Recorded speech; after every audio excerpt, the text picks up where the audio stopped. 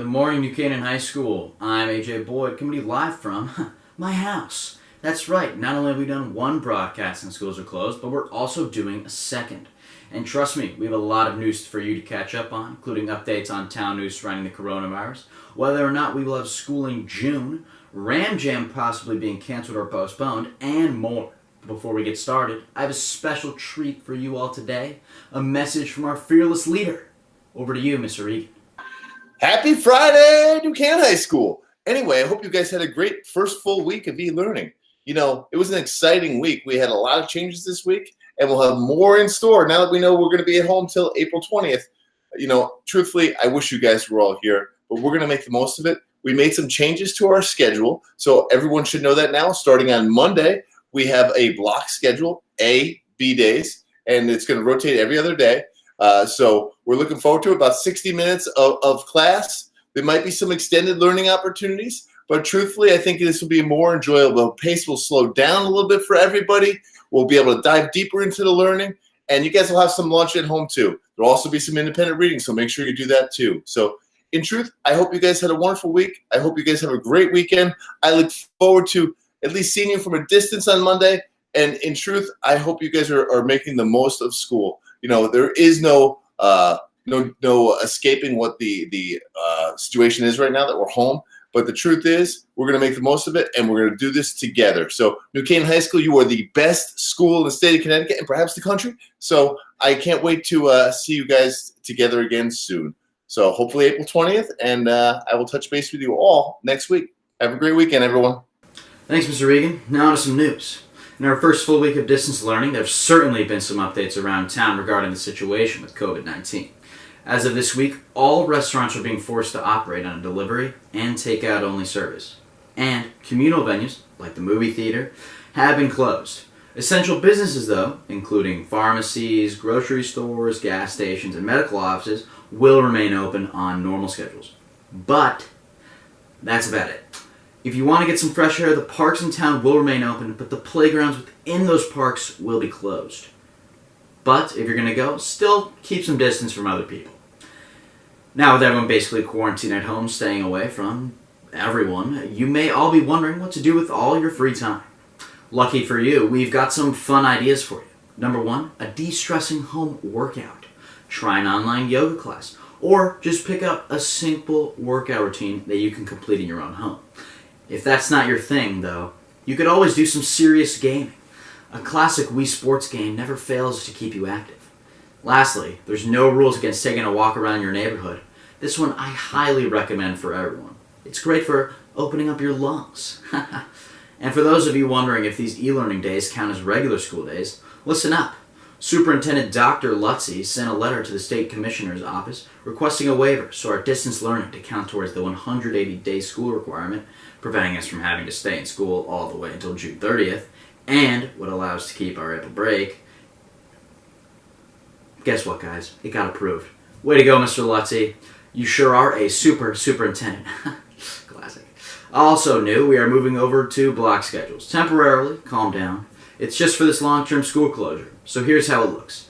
Period 1 through 4 will be on A days, each one for an hour with a 15-minute passing time, and a 40-minute break in between periods 2 and 3. B day will be the same schedule, but with classes 5 through 8. These two schedules will rotate Monday through Friday, and that's about it on those. Now, while NCTV is working to bring you the latest news during this pandemic, the NCHS Courant has also been busy this past week, producing content from home. Daily FaceTime meetings among editors and production schedules ensure they get new content out every day. Just recently, they have published information on New Canaan's new library plans and a blog on how to stay positive during the quarantine. Check the website daily for new information and updates on the school's e-learning schedule. Gee, all of this news is making me exhausted. I could really use some help.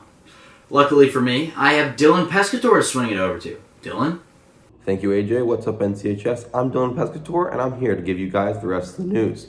Yesterday was supposed to be the opening night of NCHS's musical production Mamma Mia, but due to the school closing, it had to be postponed. It's not over, it's just postponed.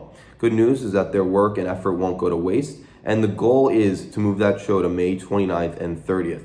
The school is giving refunds for people who already bought tickets. As of now, the senior internship program is still set to go on, but the training days have shifted to account for the time we're out of school, of course. Possible training days are April 20th or could be added along to the May 18th training day that was already scheduled. The date should be finalized by the first week of March, so seniors keep checking your email.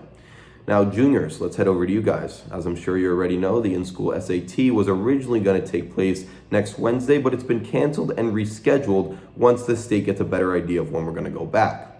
The dates that are currently being considered are April 28th and 29th, and for all of you who are planning on taking the non-state mandated SAT on the 14th of March, but couldn't due to coronavirus, you will be receiving a refund soon enough. In the meantime, there's another SAT coming up on June 6th with regular registration open until May 8th. So get on that one. But look on the bright side, you get all this extra time to study, and that's it for the news portion of our distant broadcast. It's been a fun time, our second one so far, and hopefully we don't have to do more of these distant ones. We can get back in the studio for you guys. Thanks for the help, Dylan. I'll take it from here.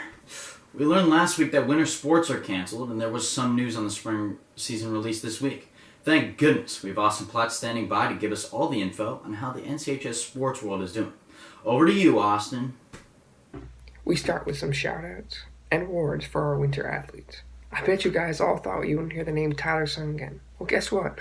You're wrong. Because the senior wrestling star was voted as the Winter Male Player of the Year on the Rudin Report, while sophomore hockey phenom Kaylee Harden finished second for females. Speaking of hockey, 3 Rams were selected to all-state teams.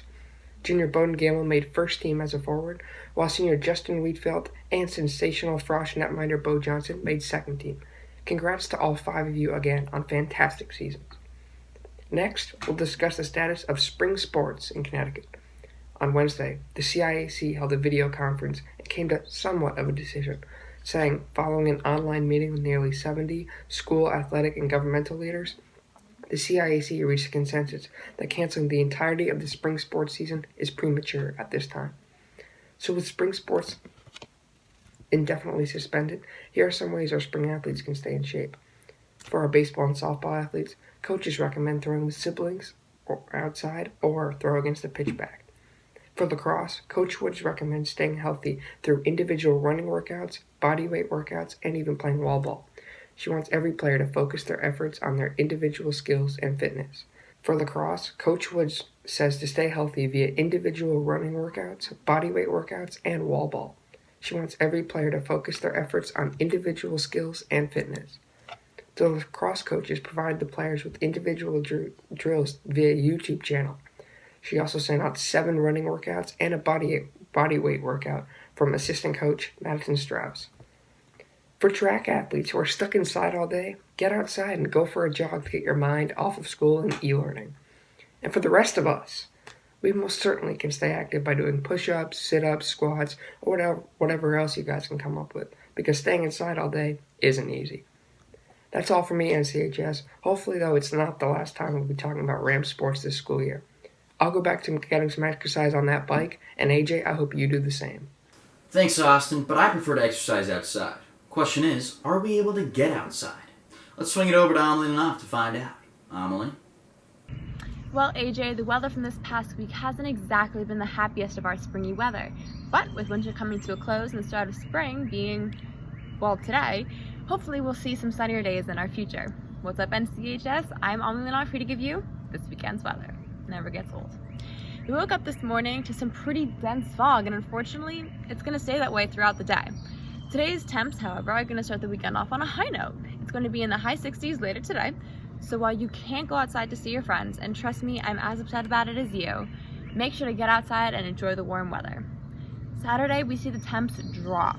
Temps only going to be hitting the high 40s, but since it's going to be a cloudy day, expect it to feel even chillier if you head outside. While the world seems to be out of hand sanitizer, if there's anything else that you're missing from your pantry, Saturday should be the day that you get out and restock. And if you can believe it, temperatures are going to drop even more on Sunday with high in the low 40s and again another cloudy sky.